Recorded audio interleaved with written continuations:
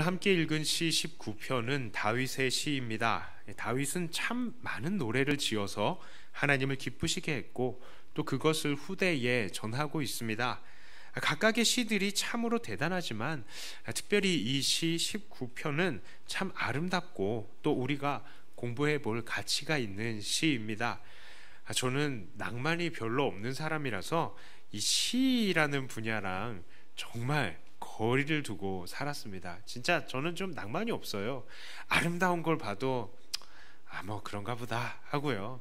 아름다운 노래를 들어도 뭐 그런가 보다. 좀 되게 낭만이 없거든요.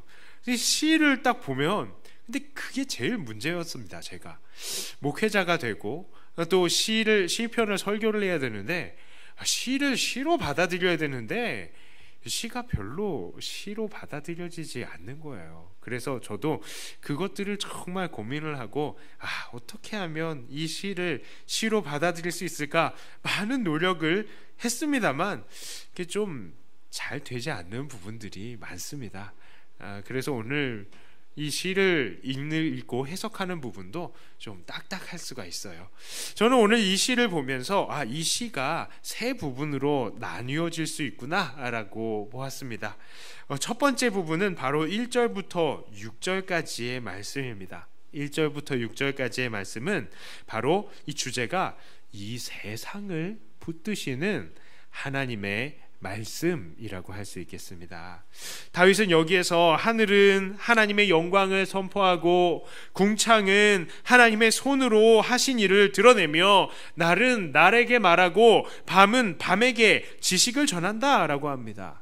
온 세상에 아무런 언어도 없고요, 아무런 소리도 없지만 그 소리가 온 땅에 통한다 라고 말을 하고 있습니다. 역시 시는 시죠. 그렇다면 이 시적인 언어는 무엇을 말하고 있는 것입니까? 바로 이 세상이 하나님의 말씀으로 가득 차 있다라는 것을 말하고 있는 것입니다. 정말 하나님의 말씀은 이 세상에 가득 차 있습니다. 하나님께서는 이 세상을 말씀으로 만드셨고 그 말씀으로 이 세상을 붙들고 계시기 때문입니다. 그래서 세상은 하나님의 영광을 선포하고 그 손으로 하신 일을 나타낸다라고 말하고 있는 것입니다. 정말 하나님께서는 말씀하셨고 그 말씀대로 이 세상이 지어졌죠. 빛이 있으라 했더니 빛이 생겼고 궁창이 나뉘라 했더니 윗궁창과 아랫궁창으로 생기고 또 물이 한데로 모여라 했더니 이제는 아래쪽에 궁창에 있는 물들이 쫙 나누어져서 땅과 바다로 구분이 되었던 것입니다. 하나님께서는 그 말씀으로 이 세상을 지으신 것입니다. 물론 이것은 말로는 참 단순하겠지만 사실 그것들이 이루어지는 모든 과정들은 엄청나게 복잡한 것이죠. 하다못해 누군가가 우리에게 맛있는 음식 좀 만들어 봐 라고 하면 우리는 어떻게 합니까? 저 사람한테 뭐가 맛있을까? 메뉴를 선정해야 되고요. 메뉴 선정하면은 그래 이거는 뭐로 만들지? 재료를 생각해야 되고요. 이 재료를 그래 어떤 방식으로 어떻게 만들까? 이 재료를 손질하고 요리를 거쳐야 되고 이 예쁜 요리, 이 맛있는 요리를 어떤 용기에 담아낼까 하고 탁 담아내는 것까지. 제가 너무 주부들의 이 모든 과정을 잘 아는 것 같아요. 들키겠네. 자, 그래요. 하다못해 사람이 한번 말을 한다고 해도 이것들이 엄청나게 많은 과정들을 거치게 되는 것인데 이 세상은 어떻겠습니까? 하나님께서 말씀하시는 이 모든 과정들, 말씀은 간단했지만 이 세상이 아주 복잡하게 하나님 앞에 순종하면서 이 모든 것들이 그 하나님의 말씀대로 하나님의 그 세우신 법칙대로 움직여가는 거예요. 우리 사람들이 이해하지 못하는 아주 놀라운 과정들이 천지에 진행이 된 것입니다. 이 모든 만물 정말 이 하나님의 이 창조 질서에 따라서 움직이고 있습니다. 또한 하나님께서는 말씀으로 이 세상을 지금도 다스리고 계시죠. 2절에도 그렇게 말하잖아요. 날은 날에게 말하고 밤은 밤에게 뭐를 얘기한다고요? 지식을 전한대요. 지식을. 자, 여기서 지식을 전한다는 말은 바로 이 어떠한 법칙으로 이 세상이 움직여지고 있다는 것을 시적으로 말한 것입니다. 이 다윗의 시대에는 그것을 정확히 알 수는 없었어요. 그런데도 다윗은 아는 겁니다. 야, 봐라, 아침에 저녁에 일정하게 이 해가 지고 달이 뜨고 또 해가 지고 달이 뜨고 1년 365일을 지나가는 그 모든 것들을 다윗은 다 보면서, 야, 여기에 법칙이 있다. 이게 날이 날에게, 밤은 밤에게 지식을 전달하는 거 아니냐라고 이렇게 말을 하는 것이죠. 자, 그러나 우주를 탐험하는 이 시대는 다윗 시대보다 더 정확하게 알고 있죠. 낮과 밤이 생기는 이유가 뭡니까? 바로 지구가 하루에 한 바퀴씩 돌기 때문입니다. 계절에 변화가 생기는 이유는 무엇입니까? 바로 지구가 태양을 1년에 한 바퀴씩 돌기 때문입니다. 그런 법칙이 이 세상에 존재하는 것이죠. 어떤 사람들은 에이, 그거 과학이잖아요, 이렇게 말할 것입니다. 하지만 정말 그렇게 말할 수 있을까요? 그렇다면 그렇게 지구가 스스로 돌게 만들었던 최초의 힘은 무엇이고, 또 지구가 1년에 한 번씩 태양을 돌도록 만들어준 최초의 힘은 무엇입니까? 이것이요, 하나님께서 정한 규칙, 하나님의 말씀인 것입니다. 자, 하나님의 말씀은 온 세계를 만드셨고요, 또 온 세계가 자기의 역할을 감당해낼 수 있도록 유지시켜 주시는 것입니다. 하나님께서 그 말씀으로 계속해서 이 세계를 다스리고 계시기 때문에 이 세상이 유지가 되고 질서 있게 낮과 밤이 1년 365일이 계속 진행이 되는 것입니다. 정말 이 세상은 우리 모두가 이해할 수 없는 놀라운 법칙들로 가득하죠. 과학자들이 그 모든 것들을 다 발견할 수 없을 정도로 정말 많은 법칙들이 있습니다.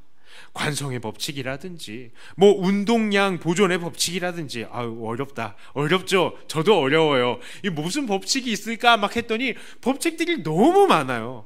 그런데 그것들을 다 우리가 알 수가 없습니다. 그런데 이 법칙들이 다 무엇입니까? 바로 이 세상이 정상적으로 작동하도록 하기 위해서 하나님께서 세우신 하나님의 규칙들, 하나님의 말씀인 것입니다.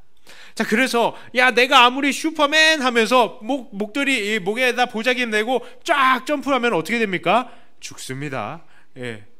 우리가요, 왜 그래요? 만유인력의 법칙이 있기 때문이에요. 자, 그렇다고 내가 이제 믿음이 좋아, 나는 하나님 열심히 믿었으니까 나는 공부 안 해도 시험 만점이다 하고 시험 딱 치면 어떻게 돼요? 빵점 맞습니다. 예. 어떻게 찍어도 어떻게 정답만 피해가는지 그런 사람들이 있죠. 왜 그런 겁니까? 하나님께서는 심은 대로 거두시게 하는 법칙을 세우셨기 때문입니다.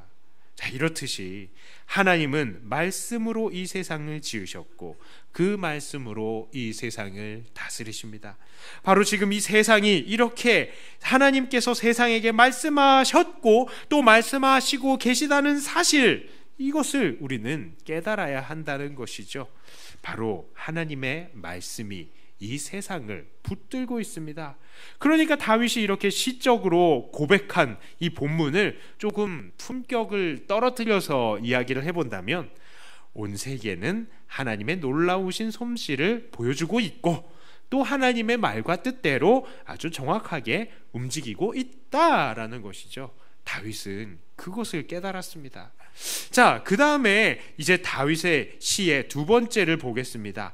1절부터 6절까지의 내용이 세상을 붙드시는 하나님의 말씀에 관한 이야기라면요, 7절부터 10절까지의 내용은 바로 온 세계의 사람들을 붙드시는 하나님의 말씀에 대한 소개를 하고 있는 거예요.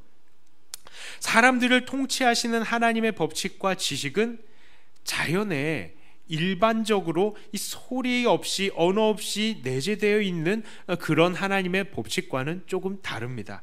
사람들을 붙드시는 하나님의 말씀은 사람들에게 소리를 가지고 있고 언어를 가지고 있어서 그렇게 전달이 되었습니다. 그것이 무엇이죠? 바로 율법입니다. 율법이에요. 자, 이 세상은 그 돌아가는 것이 아무런 언어가 없기 때문에 우리가 오랜 시간을 들여서 많은 노력을 탐구해야 겨우 어떠한 원리로 이것들이 이어져 있구나, 지어져 있구나, 우린 그것을 알 수 있지만, 그러나 하나님은 이 세상 사람들에게는 우리가 어떻게 지음받았다는 것과 우리가 어떻게 살아야 하는 것에 대해서 아주 세세하게 지침을 주시고 계십니다. 그것이 바로 하나님의 율법인 것입니다. 이 율법은 마치 설명서에 비유할 수 있습니다. 우리가 구입하는 거의 모든 제품들에 설명서가 있죠. 우리 설명서 잘 안 보고 그냥 막 제품을 쓰시는 분들도 있는데, 이 제품 설명서 안 보고 막 썼다가 만약에 고장이 난다, 그럼 이게 어떻게 되는 거죠? AS 안 됩니다. AS가 해도 유상 AS입니다. 그러니까 여러분들이 물건을 보실 때에 이게 물건의 용도대로 쓰셔야 돼요. 여러분들이 화장실에서 TV 보고 싶다고 해서 화장실에 그냥 TV 갖고 와가지고 딱 TV 틀었다가 물 한번 칙 하면요, 불 납니다. 큰일 납니다. 여러분 핸드폰 가지고 막 바닷가 가지고 사진 찍으면서 막 바닷가에 물에 첨벙 하면은 어떻게 됩니까? AS 안 됩니다. 그런 겁니다. 자, 이 율법은요, 마찬가지로 우리 인간의 설명서인 것입니다.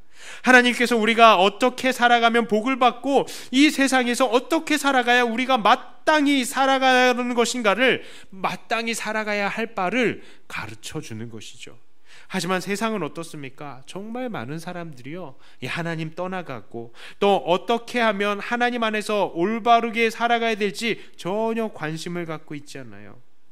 하나님을 떠나서 살아가는 것이 비참한 뿐인데, 여전히 많은 사람들이 이 율법에서 떠나서 세상의 정욕과 부와 명예를 쫓아가고 있습니다. 이것은 마치 물고기가요, 나 물에서 살기 싫어 그러고 밖에 나와가지고 허덕이는 것과 똑같습니다. 자, 그러므로 우리는 이 율법을 늘 우리의 마음에 두고 순종해야 합니다. 율법은 사람들의 영혼을 소성시키고 우둔한 자를 지혜롭게 하고 마음을 기쁘게 하고 눈을 밝게 합니다. 하나님의 말씀은 정결하여 영원하며 진실하며 다 의롭습니다. 그러니 마땅히 수많은 그 순금보다 우리는 이 말씀을 더 사모해야 할 것입니다. 이것이 얼마나 중요한지 몰라요. 우리가 이 땅에서 아무리 잘 먹고 아무리 잘 살면 뭐 합니까? 그 마음이 공허하고 영원한 삶까지도 이어지지 못한다면 우리는 이 땅에서 아무리 잘 먹고 잘 산다 해도 그것은 중요하지 않아요. 그러나 우리의 속사람을 바꾸는 것이 무엇이라고요? 하나님의 말씀인 것입니다. 그러니까 우리가 이 말씀을 사모해야 되는 것이죠. 바로 순금보다 사모할 것이고 꿀과 송이꿀보다 더 달콤한 것이다 라는 것입니다.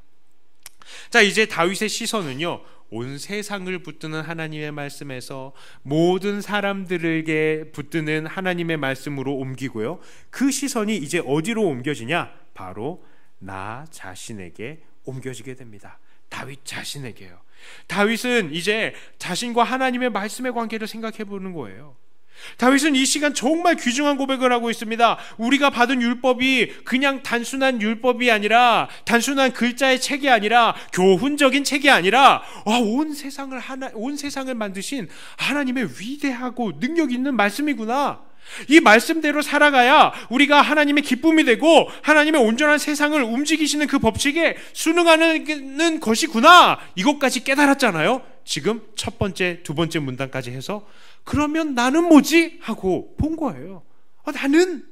그래서 다윗은 11절에서는 이 율법으로 자기가 경고를 받고 이것을 지킴으로 상을 받을 것을 말하고 있는 겁니다. 그리고 이어서 다윗은 다음과 같이 세 가지를 강구하죠. 첫 번째는 말씀에 비추어서 자기를 깨닫게 해 주시옵소서, 이것을 강구하는 겁니다. 11절과 12절에 이렇게 이야기하잖아요. 또 주의 종이 이것으로 경고를 받고 이것을 지킴으로 상이 크니이다. 자기 허물을 능히 깨달을 자 누구리요? 나를 숨은 허물에서 벗어나게 하소서. 자, 사람이요, 아는 것은 알지만 모르는 것은 절대 모릅니다. 절대 몰라요. 여러분들, 나 정도면은 이 세상에서 법 없이도 살지, 이렇게 생각하시는 분들이 많을지 몰라요. 그런데 여러분 주변에서 여러분들의 잘못됨을 차마 말 못하고 끙끙 앓고 있는 사람들이 많다는 거 여러분들 아셔야 됩니다. 사람이요, 모르는 거는 절대 모르거든요. 절대 모릅니다. 자, 그런데 다윗은 이 자기의 허물을 깨달을 수 있는 좋은 방법이 있다라고 해요. 그것이 무엇입니까? 바로 율법입니다. 11절을 보니까요, 주의 종이 이것을 통해서 경고를 받는다라고 고백을 하잖아요. 그러므로 다윗은 이렇게 하나님 앞에 자꾸 그 율법을 통해서 자기의 허물을 깨닫게 해달라고 간구하는 것입니다. 그만큼 내가 그 율법을 더욱더 가까이 하겠다는 고백이기도 하겠죠. 자, 두 번째로 다윗의 간구는 무엇입니까? 율법에 비추어서 드러난 자기의 허물을 고치고 순종하게 해달라는 기도입니다. 순종하게 하소서. 13절에 이렇게 이야기하잖아요. 또 주의 종에게 고의로 죄를 짓지 말게 하사 그 죄가 나를 주장하지 못하게 하소서. 그리하면 내가 정직하여 큰 죄과에서 벗어나겠나이다. 그렇습니다. 사람들이요, 죄인 줄을 몰라서 죄를 짓기도 하지만 이게 죄인 줄 알고도 죄를 저지르는 경우들이 너무나 많습니다. 진짜 너무나 많아요. 사람들은 그렇게 죄악이 가득한 존재들인 겁니다. 다윗도 그렇게 자기가 전적으로 무능함을 알고 있었습니다. 자기가 몰라서도 죄를 짓지만 알면서도 죄를 지을 수 있으니까 하나님, 내가 하나님 의지합니다. 죄가 나를 주장하지 못하게 하소서. 이렇게 의지하는 거예요. 허물을 깨달아서 벗어나게 하는 하나님의 은혜와 또한 알면서도 죄를 짓는 자신의 죄를 그치게 하시는 하나님의 은혜를 간구하는 겁니다. 자, 그 다음에 다윗의 세 번째 간구는 무엇입니까? 바로 그 말과 마음의 묵상이 주님께 연락되기를 해달라라는 것이죠. 14절의 말씀을 우리 함께 한번 읽어볼까요? 14절의 말씀입니다. 나의 반석이시오 나의 구속자이신 여호와여, 내 입의 말과 마음의 묵상이 주님 앞에 연락되기를 원하나이다. 자, 이 연락이라는 것은 하나님께서 기뻐하신다는 것이에요. 하나님의 마음에 딱 맞는 것을 의미합니다. 그런데 무엇이 연락되기를 원하느냐? 바로 그 입술의 말과 마음의 묵상입니다. 다윗은 늘 입술로 말하고 마음으로 묵상한다고 합니다. 그리고 그것이 연락되기를 원한다고 합니다. 그러면 다윗은 어떤 것을 말하고 어떤 것을 묵상했을까요? 그것은 당연히 하나님의 말씀인 것입니다. 하나님, 이 시의 문맥을 봐도 그렇죠. 지금 다윗이 시 19편의 처음부터 끝까지를 통해서 하나님 말씀의 놀라움을 이야기하고 있잖아요. 온 세상이 하나님의 말씀으로 이루어졌습니다. 그리고 사람들도 이 말씀에 순종하면 복을 받습니다. 그렇다면 사람이 무엇을 말하고 무엇을 묵상해야 복이 되겠습니까?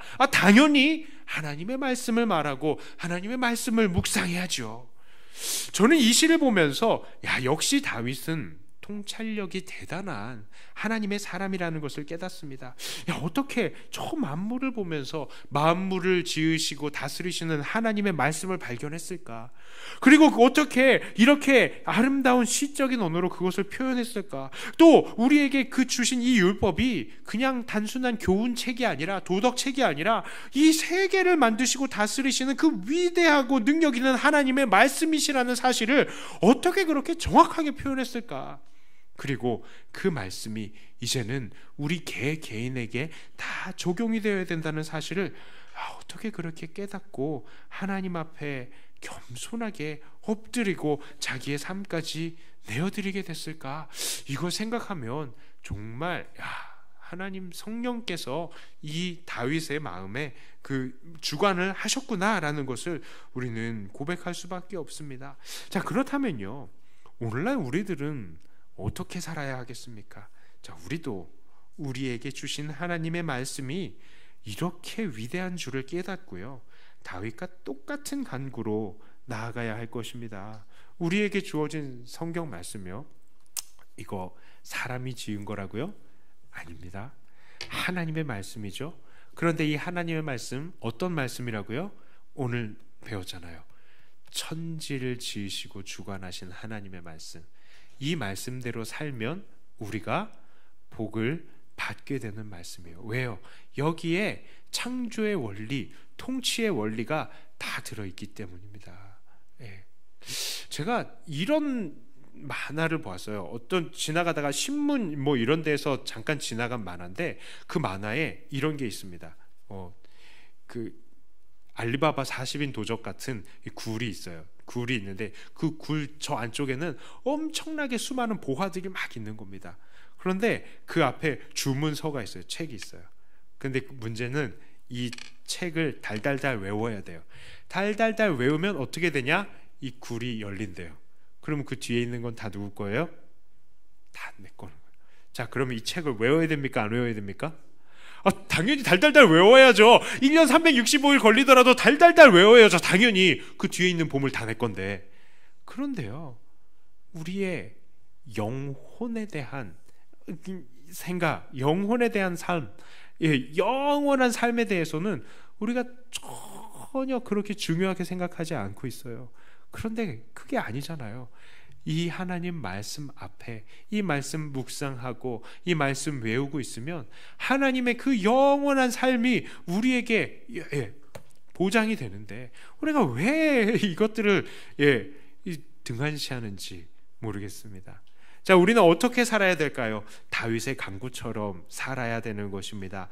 주님의 말씀을 통해서 내 허물이 깨닫게 해 주시옵소서. 말씀 알고도 죄 짓지 않도록 나를 붙들어 주시옵소서. 오직 하나님의 말씀으로 말하고 묵상함으로 그것이 하나님께 기쁨이 되게 하소서. 이렇게 우리도 다윗과 같은 마음으로 하나님께 간구해야 하고 또 그렇게 살아야 하겠습니다. 자, 이 세 가지 기도 얼마나 중요한지 모릅니다. 이런 기도를 하는 사람들은 당연히 하나님 말씀 듣기를 좋아하고요, 그것을 주야로 묵상하고 가르치기를 힘쓰는 사람이 될 것입니다. 또한 이 말씀대로 살기 위해서 매일 얼마나 분투하면서 하나님의 능력을 의지하는지 당연히 아마 그렇게 할 것입니다. 이 세 가지의 기도는 정말 우리의 신앙생활의 근본 중에 근본이 될 것입니다. 자, 오늘날 우리는 어떻습니까? 오늘 우리에게 주시는 하나님의 말씀이 이렇게 세상을 만드시고 붙드시는 하나님의 말씀인 줄을 알고 우리는 정말로 그렇게 다 복종시켜야 되겠어요. 이제 우리는 말씀을 정리하고자 합니다. 다윗은 우리에게 주어진 이 하나님의 말씀인 율법이 얼마나 놀랍고 귀중한지를 깨닫고 그 말씀을 사랑하며 말씀대로 순종하는 삶, 즉 말씀 위에 굳게 서는 삶을 살기를 하나님께 간구했습니다. 그런데 사실 오늘 우리들은요, 다윗보다도 훨씬 더 좋은 조건 위에 있어요. 훨씬 더 좋은 조건. 그 조건이 무엇이냐? 바로 우리 예수님인 겁니다. 예수님은 육신이 되신 하나님의 말씀이에요. 이 세상을 지으신 분도 다스리시는 분도 사실은 다 예수님이시잖아요. 말씀이신 예수님이시지 않습니까? 우리를 구원하시기 위해서 주신 율법의 완성도 예수님이신 겁니다. 그래서 다윗은 내가 이 알고도 죄 짓는 거 짓지 않도록 해주시옵소서 하는데 이게 어떻게 해결이 됐어요?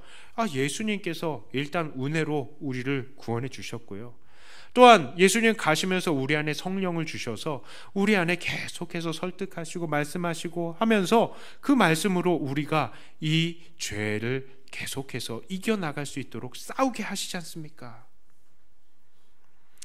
자, 그리고 우리 주님은 늘 우리 입술에 말하는 것에 이 주제가 되어주시고 마음의 묵상에 주제가 되어주시지 않습니까? 우리가요, 다윗보다 훨씬 더 유리해요. 훨씬 더. 다윗은 그것을 정확히 보지 못했지만 우리는 그것을 정확히 깨달아서 알고 있는 것입니다. 그러므로 우리는 율법의 완성자이신 예수님을 비춰보면서 말씀 열심히 읽으시고 우리들의 허물들을 발견해내시고 또 육신이 되신 하나님 말씀인 예수님의 은혜를 힘입어서 이 죄악들을 늘 대적해내시고 우리를 구원하신 예수님을 늘 말하고 늘 묵상하시는 그 정말 말씀 위에 굳게 서는 삶, 늘 하나님의 기쁨이 되고 연락이 되는 삶을 살아들이시는 저와 여러분들이 다 되시기를 주님의 이름으로 축복합니다. 기도합니다.